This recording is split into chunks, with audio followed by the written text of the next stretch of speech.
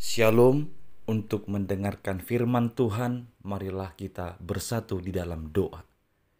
Kasih karunia dan damai sejahtera dari Allah Bapa kita dan dari anaknya Tuhan Yesus Kristus kiranya menyertaimu sekalian. Amin. Ayat harian untuk kita pada hari Jumat 15 Desember 2023 tertulis di dalam Injil Matius pasal 25 ayat 13. Karena itu berjaga-jagalah, sebab kamu tidak tahu akan hari maupun akan saatnya. Saudara-saudari yang dikasihi oleh Tuhan Yesus Kristus, dalam sebuah ilustrasi mengatakan pernah diadakan rapat para iblis untuk mencari strategi bagaimana cara untuk menyesatkan manusia. Dalam rapat akbar itu, pemimpin rapat meminta pendapat dari masing-masing utusan. Ada utusan yang mengangkat tangan dan memberi pendapat, mengatakan, mari kita ke dunia, membisikkan kepada manusia bahwa sorga itu tidak ada, supaya mereka tetap hidup di dalam dosa dan kejahatannya. Pemimpin menolaknya, karena dia tahu semua agama di bumi mempercayai ada sorga. Kemudian pendapat yang lain datang mengatakan, kalau saya sebaliknya, mari ke bumi, kita bisikkan kepada manusia bahwa neraka itu tidak ada, sehingga mereka tidak perlu bertobat, biarlah mereka hidup di dalam kejahatannya. Pemimpin juga menolak, karena dia tahu bahwa seluruh agama juga memahami ada yang namanya neraka.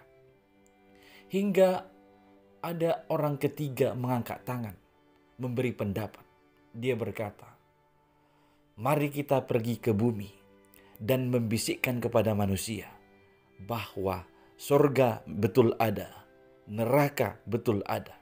Tapi soal kapan waktunya itu masih lama. Pendapat itulah yang dipilih pemimpin, maka mereka akhirnya diutus bergerilya ke bumi, membisikkan kepada manusia bahwa waktunya itu masih lama. Sehingga manusia akhirnya berleha-leha, manusia akhirnya melakukan semaunya atau kehendaknya sendiri tanpa berpikir bahwa akan tiba waktunya. Yesus datang untuk menghakimi dunia ini. Saudara-saudari, yang paling kita takutkan adalah ide atau strategi yang nomor 3 ini. Ketika kita diperhadapkan atau dibisikkan bahwa kita jangan khawatir dulu soal surga, soal neraka. Udah nikmati saja hidup sekarang ini. Selagi kita masih hidup, nikmati saja sesuka hatimu. Sehingga kita tidak ada lagi yang benar-benar waspada atau benar-benar terjaga.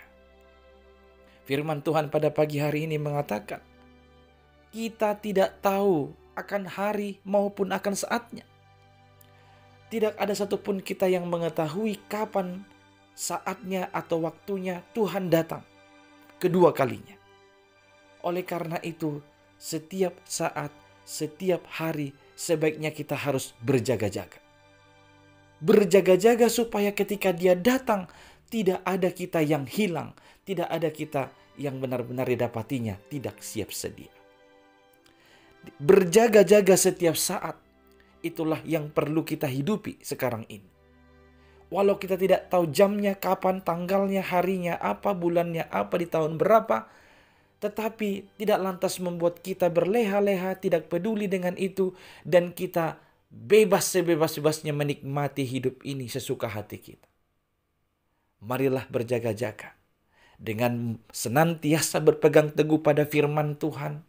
Melakukan ketetapan-ketetapannya. Menjauhkan diri dari hal-hal yang bertentangan dengan firman-Nya.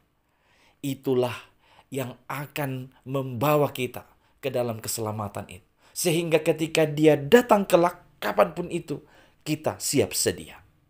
Berjaga-jagalah senantiasa, sebab kita tidak tahu kapan waktunya, harinya, atau saatnya. Amin. Kita berdoa.